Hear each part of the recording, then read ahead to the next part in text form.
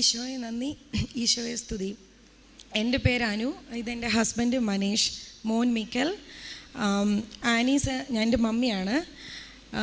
2021 August 9 എൻ്റെ ഹസ്ബൻഡിന് brain ട്യൂമറാണെന്ന് diagnose ചെയ്തു. അതറിഞ്ഞ ഉടനെ തന്നെ മമ്മി ഇവിടെ വന്ന് ഉടമ്പടി എടുത്തു. ഇത് അറിയുന്നത് ആൾക്ക് ഒരു സിംറ്റംസും ഒന്നും ഇല്ലായിരുന്നു. ഞങ്ങൾ ഓസ്ട്രേലിയയിലാണ്.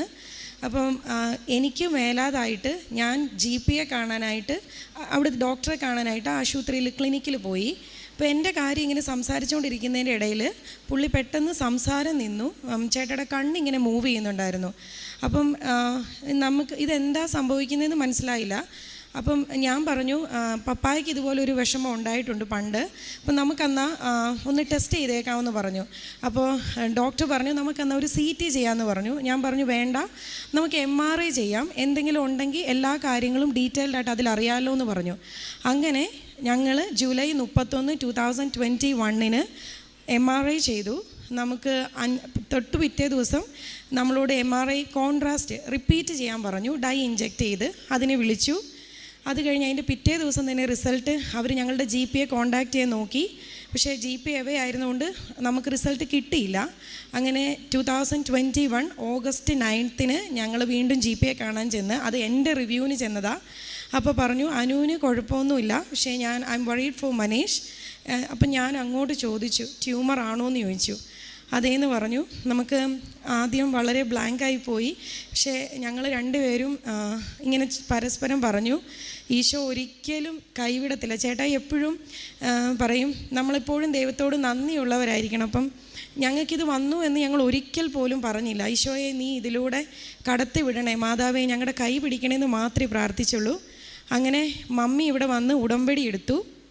ഞങ്ങൾ 2021 ഓഗസ്റ്റ് 16 ഓഗസ്റ്റ് 10 ഞങ്ങൾ സർജനെ കണ്ട് അത് ഞങ്ങൾ ഓസ്ട്രേലിയയിൽ ചെന്ന സമയത്ത് അവിടെ നമുക്ക് മെഡിക്കെയർ എല്ലാം ഫ്രീ ആണ്. പക്ഷേ ഞങ്ങളുടെ ഒരു ഫ്രണ്ട് ഞങ്ങളെ നിർബന്ധിപ്പിച്ച് പ്രൈവറ്റ് ഇൻഷുറൻസ് എടുപ്പിച്ചു.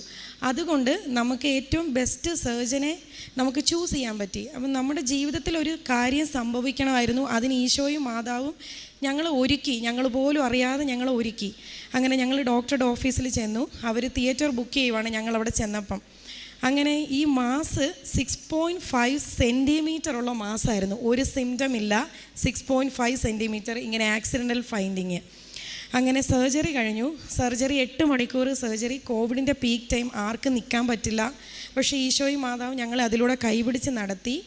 സർജറി കഴിഞ്ഞ് അന്ന് ഡോക്ടർ വിളിച്ചിട്ട് എന്നോട് പറഞ്ഞു 14 മണിക്കൂർ സർജറി. 8 മണിക്കൂർ സർജറി എന്ന് പറഞ്ഞാൽ 14 മണിക്കൂർ സർജറി. എന്നോട് പറഞ്ഞു അനു, എനിക്ക് എടുക്കാൻ പറ്റിയ ഭാഗം അഗ്രസീവ് അല്ല, പക്ഷേ എനിക്കൊരു 1.5 സെൻറ്റിമീറ്റർ എടുക്കാൻ ഒത്തില്ല, അത് അവിടെ തന്നെ ഇരിക്കുക, അത് വളരെ അഗ്രസീവാണ്, എനിക്കിപ്പോൾ ഒന്നും പറയാൻ ഒക്കത്തില്ല എന്ന് പറഞ്ഞു.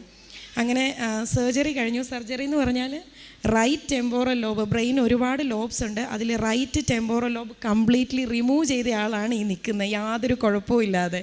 അത് മാതാവിൻ്റെ ഒരു അനുഗ്രഹമാണ്. അങ്ങനെ സർജറി കഴിഞ്ഞു. റിമൈനിങ് പോർഷൻ ഒരു 1.5 സെൻറ്റിമീറ്റർ അവിടെ ഇരുന്നു. അതെടുക്കാൻ ഡോക്ടർ നോക്കി എന്നോട് പറഞ്ഞു മനീഷിനൊരു സ്ട്രോക്ക് വന്നു, അതുകൊണ്ട് എനിക്ക് ഫുൾ എടുത്തില്ല, ഞാനത് അവിടെ വെച്ച് അവസാനിപ്പിച്ചു എന്ന് പറഞ്ഞു. അങ്ങനെ പിറ്റേ ദിവസം ഞാൻ ആളെ കണ്ടു. സ്ട്രോക്ക് വന്ന ആളാണ്, പക്ഷേ യാതൊരുവിധ ക്ലിനിക്കൽ ഫീച്ചേഴ്സും ഇല്ല ആൾക്ക്. ആൾ കംപ്ലീറ്റ്ലി ഓക്കെ ആയിട്ടിരിപ്പുണ്ട്. വിഷൻ കുറച്ച് പ്രോബ്ലം വന്നു. അങ്ങനെ മമ്മി വീണ്ടും വന്ന് കൃപാസനത്തിൽ രണ്ടാമത് വീണ്ടും വന്നു.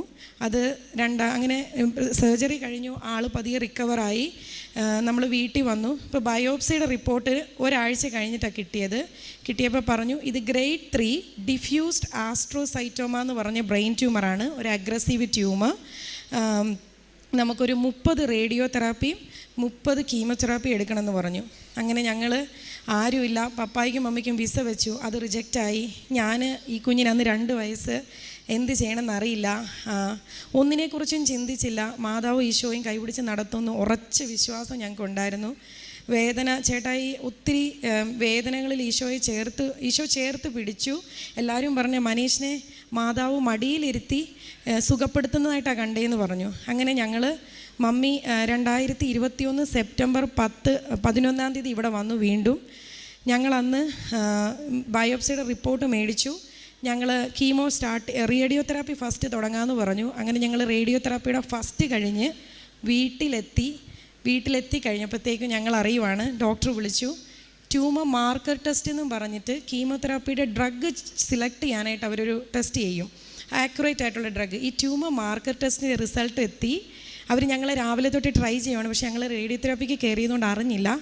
മനേഷിൻ്റെ ഗ്രേഡ് 3 ഡിഫ്യൂസ് ആസ്ട്രോസൈറ്റോമ, ഗ്രേഡ് 2 ഒലിഗോഡെൻഡ്രോഗ്ലയോമി ആയിട്ട് മാറി. എല്ലാ ട്രീറ്റ്മെൻറ്റും നമ്മൾ സ്റ്റോപ്പ് ചെയ്യുവാണ്. ഇനി മനേഷിന് ഒരു ട്രീറ്റ്മെൻറ്റിൻ്റെ ആവശ്യമില്ല. എല്ലാ 4 മാസവും MRI മാത്രം ചെയ്ത് നോക്കുക, ആ റിമൈനിങ് പോർഷൻ അവിടെ വളരുന്നുണ്ടോയെന്നറിയാൻ. ഇപ്പം 2 വർഷമായി സർജറി കഴിഞ്ഞിട്ട്. ഈ 16-ാം തീയതി ഞങ്ങൾക്ക് നാട്ടിൽ വരാൻ പറ്റി. ഞങ്ങൾ പോയിട്ട് ആദ്യമായിട്ടാണ് ഞങ്ങൾ വരുന്നത്. ഒരു കുഴപ്പമില്ല. വിഷന് പ്രോബ്ലം ഉണ്ടായിരുന്നു, ആ വിഷൻ കംപ്ലീറ്റ് എല്ലാം ശരിയായി. ഡ്രൈവ് ചെയ്യാൻ പറ്റുന്നുണ്ട്, ആൾ ജോലിക്ക് പോകുന്നുണ്ട്, കുറച്ച് ക്ഷീണമൊക്കെ ഉണ്ട്. പക്ഷേ ഞങ്ങൾ ഈശോ കരുതി മാതാവ് കയ്യിലേറ്റി നടത്തുന്നു. ഇപ്പോൾ ദേ ആ ആളാണ് നിൽക്കുന്നത്. റൈറ്റ് ടെമ്പോറൽ ലോബ് ഇല്ല ബ്രെയിൻ്റെ. ഗ്രേഡ് 3 പറഞ്ഞു, ഗ്രേഡ് 2, വേറെ ഒരു കുഴപ്പവും ഇല്ല.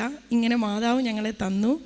ഞങ്ങളുടെ വിശ്വാസ ജീവിതം, ഞങ്ങൾ ഈ ഒരു സർജറി, ഞാൻ എപ്പോഴും പറയും, ഒരു ഡയഗ്നോസിസ് എല്ലാവരോടും പറയും, ഇതൊരിക്കലും സങ്കടപ്പെടാനുള്ളതല്ല. ഞങ്ങളെ ഈശോയ്ക്ക് വേണമായിരുന്നു, ഞങ്ങൾ തിരഞ്ഞെടുക്കപ്പെട്ടവരാണ്. അപ്പം നമ്മളെ പിടിച്ചു നിർത്താൻ, നമ്മുടെ വിശ്വാസം വർദ്ധിപ്പിക്കാൻ ഈശോയിൽ ഒരു ജീവിതം കൂടെ നമുക്ക് തന്നതാണിത്.